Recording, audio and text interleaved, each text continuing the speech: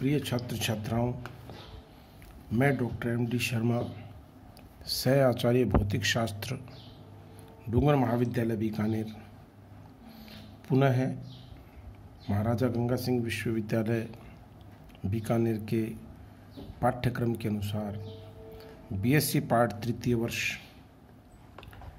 भौतिक शास्त्र विषय के तृतीय प्रश्न पत्र की प्रथम इकाई में पुनः आपका स्वागत करता हूं।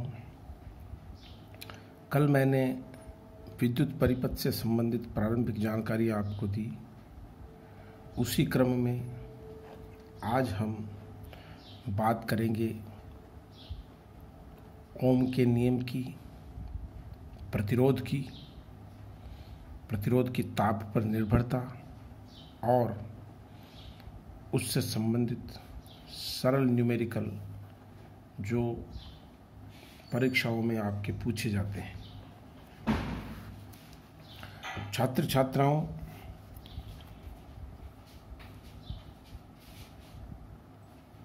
कोई भी सेल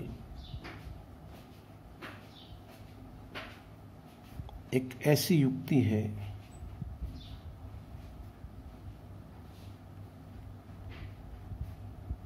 जिसमें या जिसके द्वारा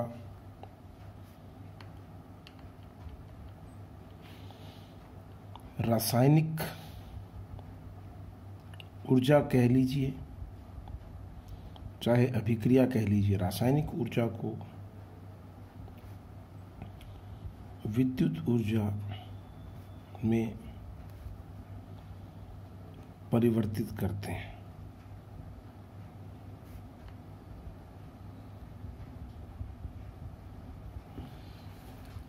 भौतिक शास्त्र की भाषा में अगर बात करें तो ज़्यादा व्यवहारिक ये होगा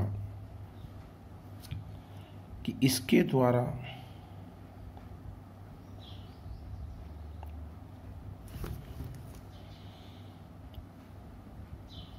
परिपथ में विभवांतर को बनाए रखा जाता है।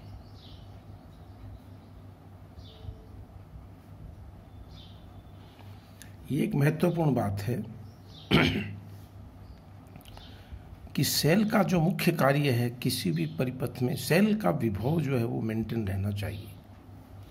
अगर सेल का विभवांतर मेंटेन नहीं रहता है और आप जब सर्किट में इसको जोड़ते हो और इसका ड्रॉप होने लग जाए पोटेंशियल विभवांतर, तो हम कहते हैं सेल डिस्चार्ज हो जाता है।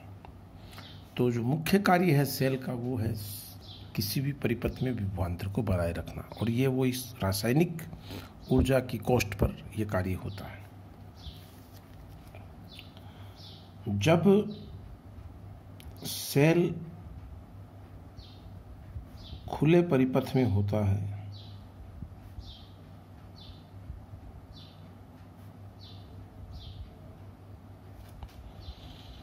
तो इसके सिरों का जो विभवांतर है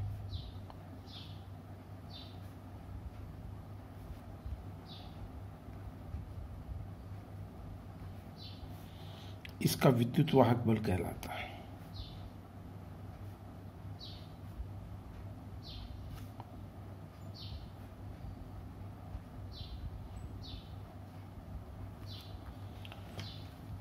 जब सेल से धारा ली जाती है अथवा चार्जिंग के समय, आवेशन के समय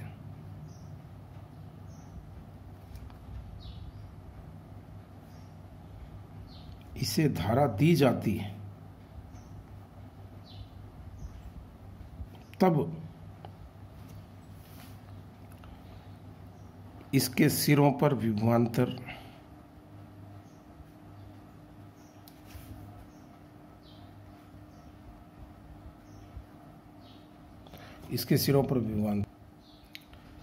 को टर्मिनल वोल्टता कहते हैं।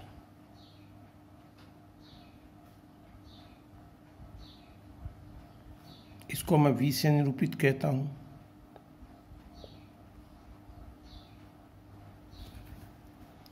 प्यारे बच्चों, टर्मिनल वोल्टता V विद्युत वाहक बल से इस प्रकार संबंधित होती है, E प्लस माइनस IR।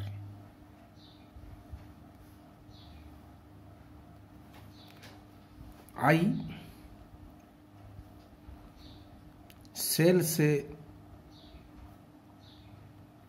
ली जाने वाली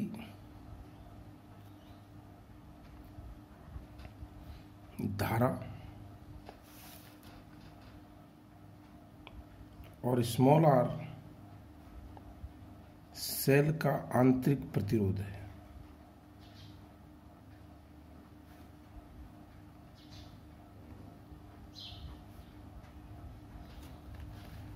सेल का आंतरिक प्रतिरोध स्मॉल r है और V इसका टर्मिनल वोल्टेज है। सेल का जो चित्रण हम किसी भी परिपथ में करते हैं वो इस तरह से करते हैं।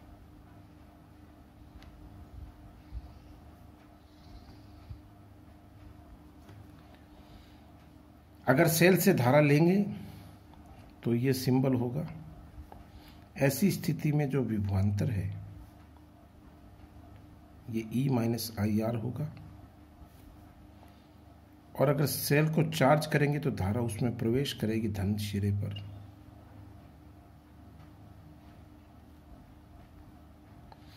प्रिय विद्यार्थियों, ऐसी स्थिति में जो टर्मिनल वोल्टता है वो E प्लस IR होगी। I धारा है।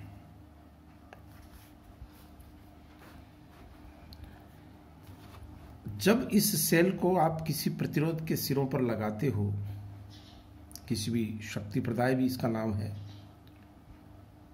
मैंने कल बताया था आपको, एक तो नियत वोल्टता का शक्ति प्रदाय होता है और एक नियत धारा का। तो ऐसी स्थिति में जब आप प्रतिरोध के सिरों पर विभवांतर आरोपित करते हो तो उसमें जो धारा प्रवाहित होती है वो आरोपित विभवांतर के समानुपाती होती है। यही ओम का सरल सा नियम है। सामान्यतया यह नियम चालकों के लिए लगता है और चालकों के लिए ही इसे परिभाषित किया जाता है। तो ओम के नियम को मैं परिभाषित करता हूं आपके लिए।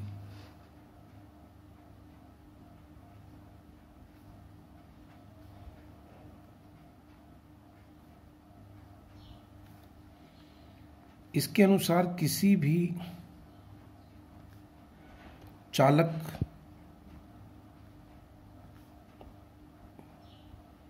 के सिरों पर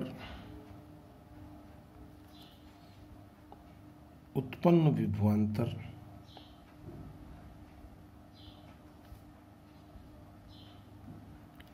इसमें प्रवाहित धारा के समानुपाती होता है।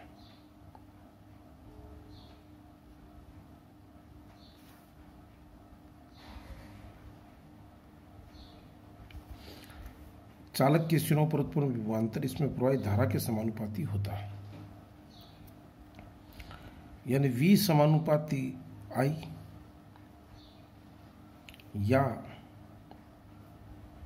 V अपॉन I बराबर R बराबर नियतांक समानुपाती स्थिरांक।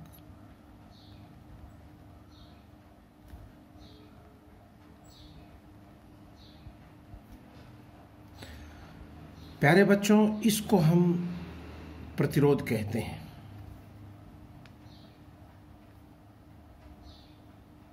ये I, ये V।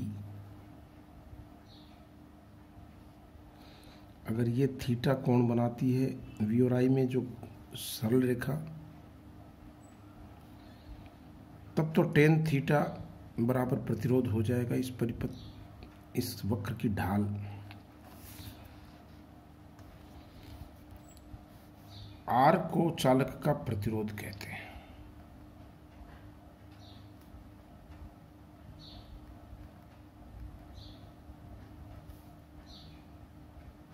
R को चालक